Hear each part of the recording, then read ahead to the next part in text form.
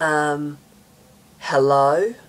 Film Buffo 6. Oh, oh,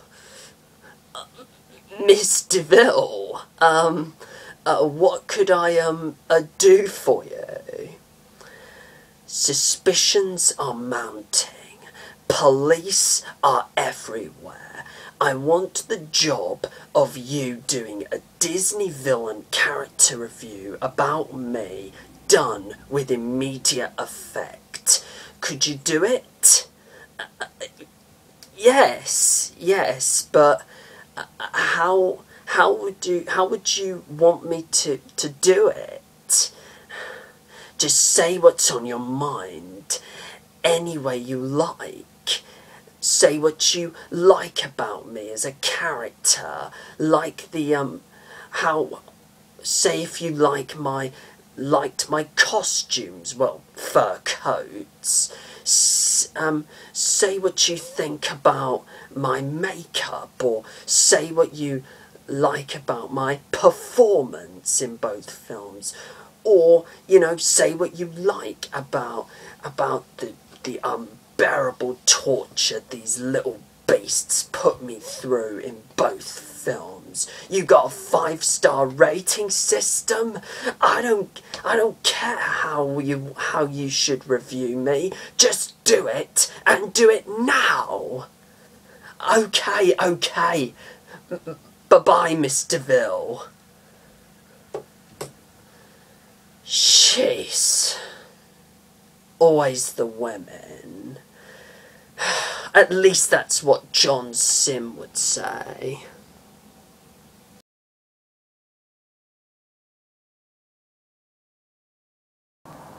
Hello YouTube, Film Buff 06 here. Since I did my last Disney villain character review where I talked about the iconic animated incarnation of Cruella De Vil, I thought I might as well talk about her live-action incarnation, which of course featured in the 1996 film 101 Dalmatians, which in itself was a remake of the original 1961 animated classic, and its 2000 sequel, 102 Dalmatians, and was portrayed by Glenn Close. Mind you, this is not only going to be a review, but also a way to praise Glenn Close for her absolutely brilliant take on this character in both films.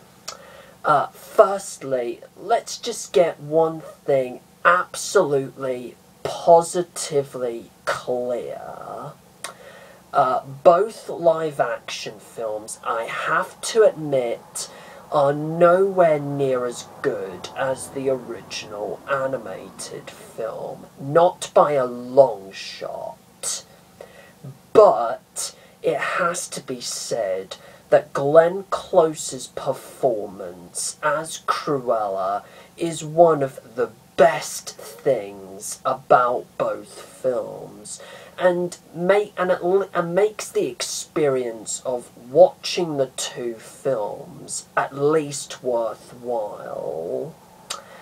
Now, at that time, Glenn Close had already been well known to cinema goers for her roles in such films as The World According to Garp, alongside Robin Williams, which was actually her debut role.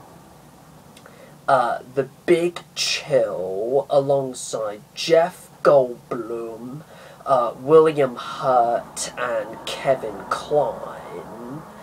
The Natural, alongside Roberts Redford and Duvall, as well as Kim Basinger.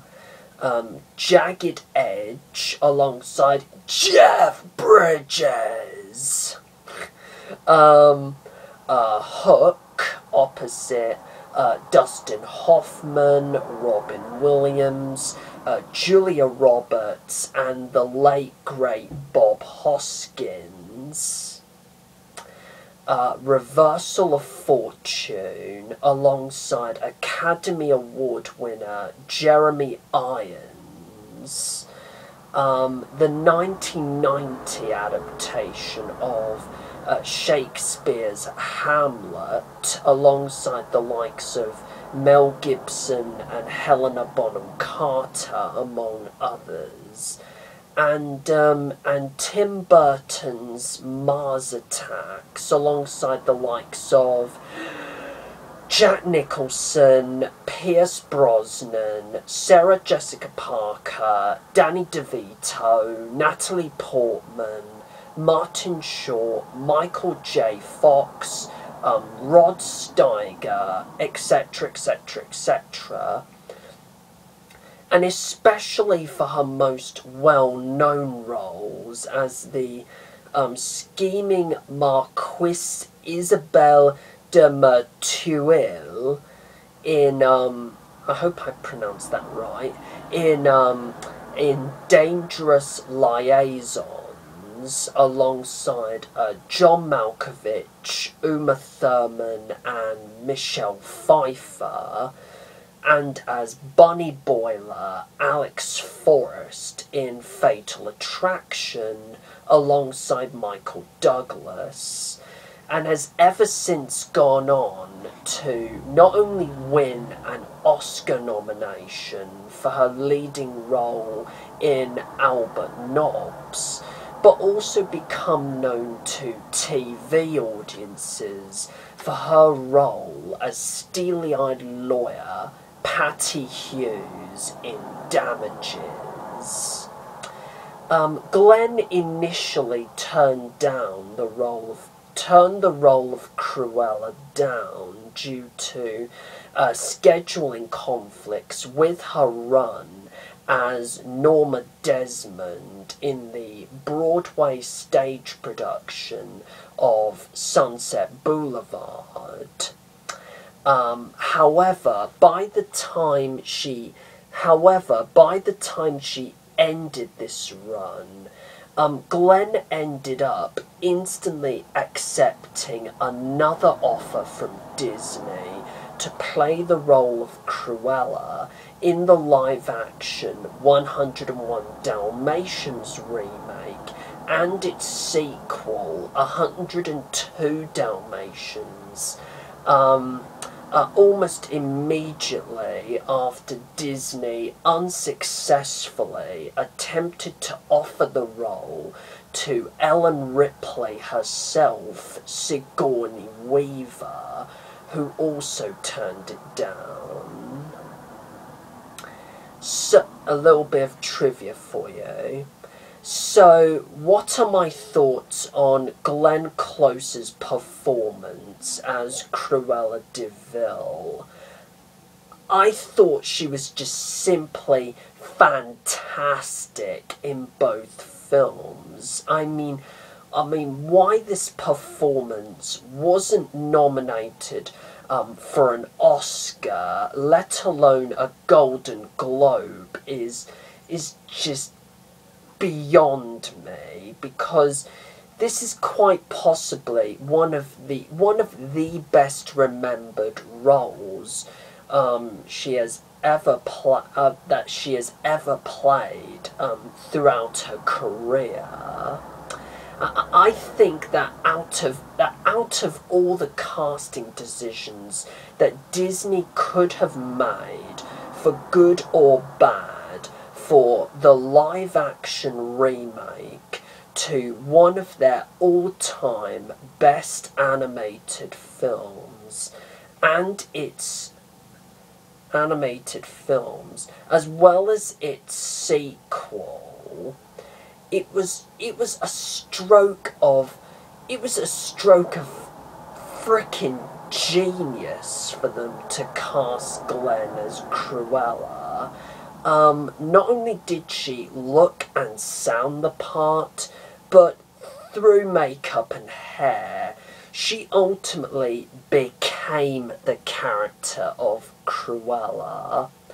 Likewise with Alan Rickman as the Sheriff of Nottingham in Robin Hood, Prince of Thieves, as well as Jack Nicholson's Joker from the 1989 Batman film.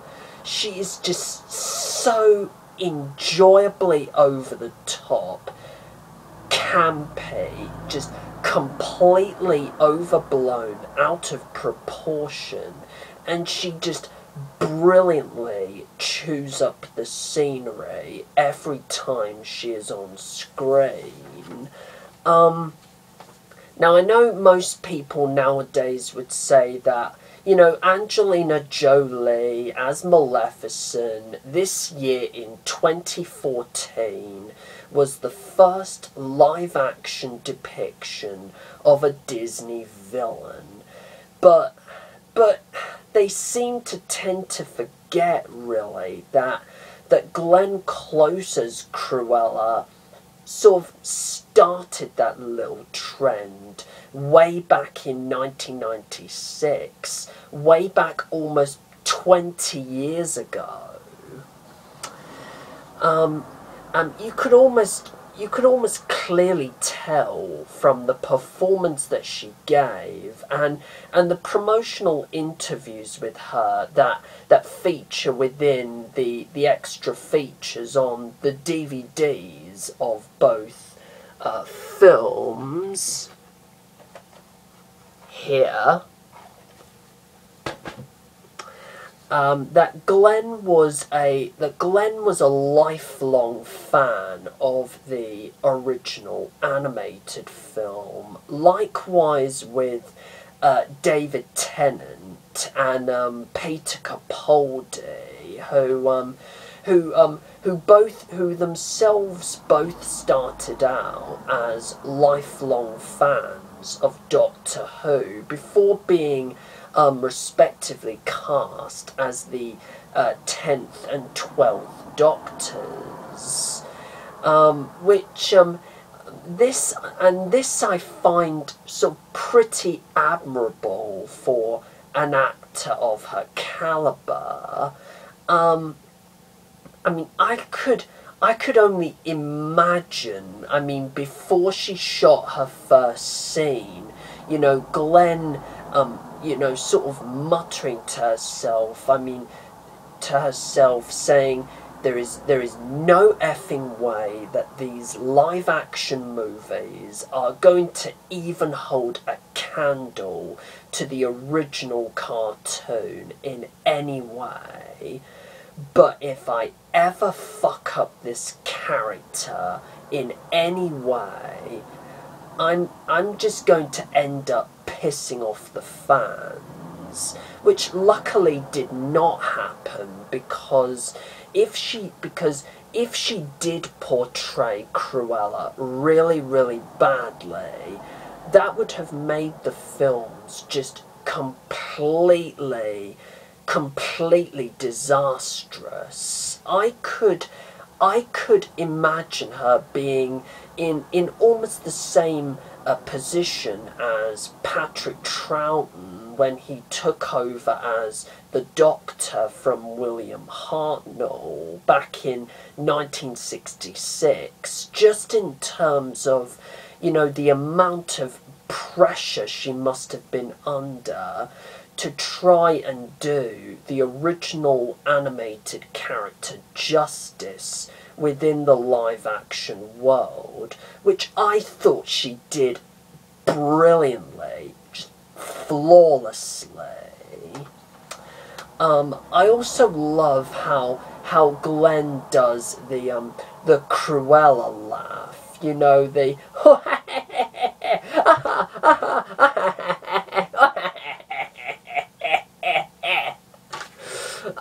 like that. I thought that was just awesome, just epic.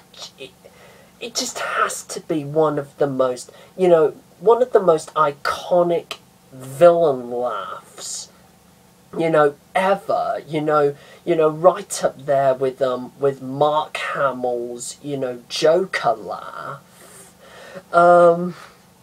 Wow.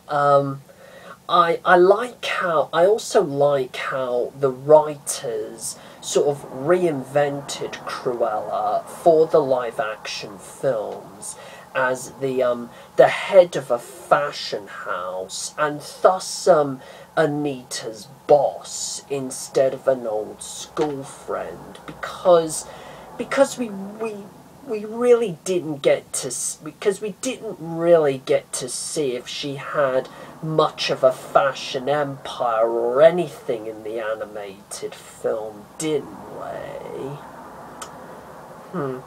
And also explained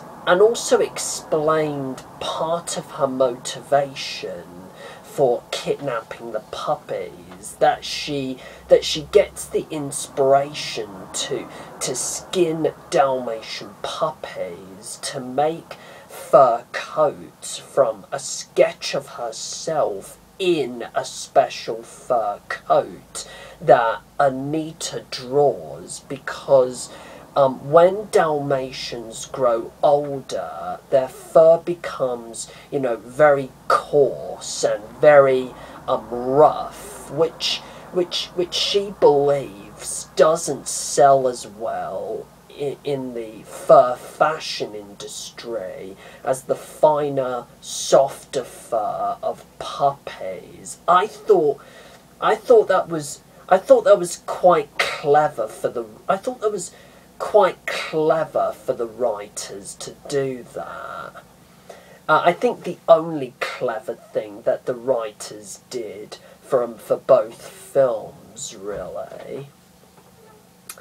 The extraordinary array of costumes that Cruella wears throughout both films, which were designed by Anthony Powell and Rosemary Burrows, and eventually were nominated in 2000 for the Best Costume Design Oscar, as well as the makeup on Glenn, are just amazing. Even though Glenn admitted during interviews for the films that the practice of wearing them was quite torturous. For example, when she is Ella in 102 Dalmatians, she wears like pastel-coloured lipstick, and her face is almost an angelic, you know, pale white. Her costumes are extravagant, but more normalized, more toned down, and her hair is much more tamer and stylized, almost like a domed helmet on top of her head. Plus she has clearly quit most of her characteristic habits, like wearing fur coats, growing long nails, and of course smoking from cigarette holders. I mean, to show how much she has reformed / changed as a result of the special rehabilitation program she undertook during the 3 years of her imprisonment. But once she turns back to Cruella, those things completely change, completely, you know, visibly change as she does indeed start to smoke from a cigarette holder. Her hair gets, you know, wilder. Her face sort of reddens and gets redder as if she is kind of permanently angry at the world. She wears bright red lipstick, and her costumes also kind of reflect that change as she wears, you know, flaming and dragon dresses, you know, to add to the idea that she is the devil incarnate and is on fire. Also, zebra prints, leopard skins, various other fur coats, some clothes that are made out of, you know, leather or PVC, claw-like fingernails applied to gloves, and also necklaces, and also has necklaces made out of, you know, animal teeth, all to add to the idea that Cruella enjoys wearing parts of dead animals. And also nails are projected from her heels, you know, within her shoes, to make them look, you know, extremely vicious in appearance. Yes, that, I mean, all of that, awesome. I also admire the fact that during the climactic scenes of both films, Glenn insisted on doing her own stunts, rather than letting a stunt double do all the physical work for her, because she really wanted to show the audience that Cruella is being done in by the animals who are taking revenge on her, for noble revenge on her for her various crimes against the entire animal kingdom.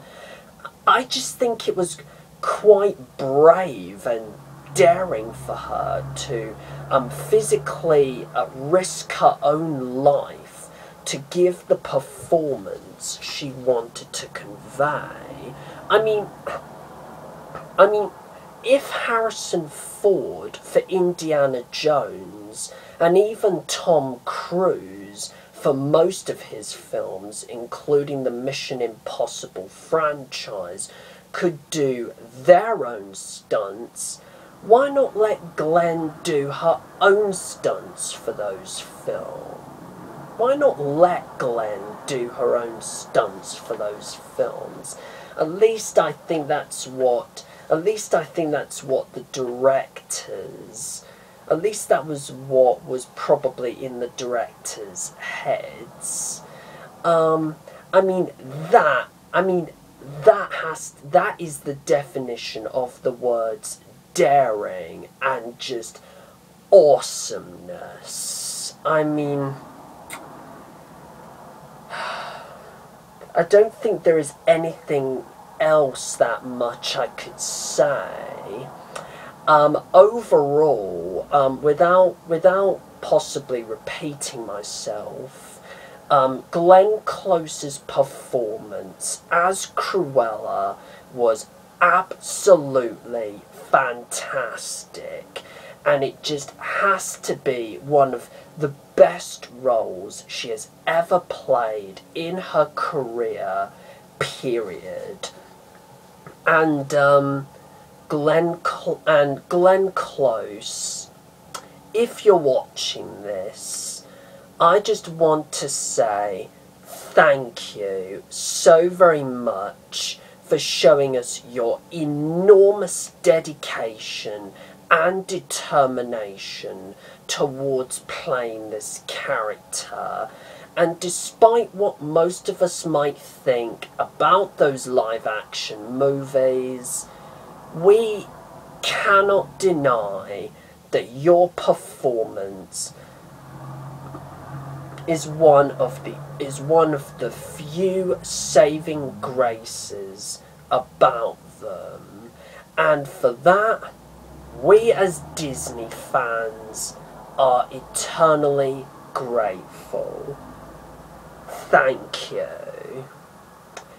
My rating for Glenn Close's performance as Cruella De Vil is a 9 out of 10. Now, feel free to leave a comment in the section below and let me know your thoughts on Glenn Close's interpretation of Cruella De Vil, and also what you'd rate her performance out of 10. Plus, feel free to subscribe to my channel. My next Disney villain character review is going to be about the Jungle Book's very own Lord of the Jungle, Shere Khan.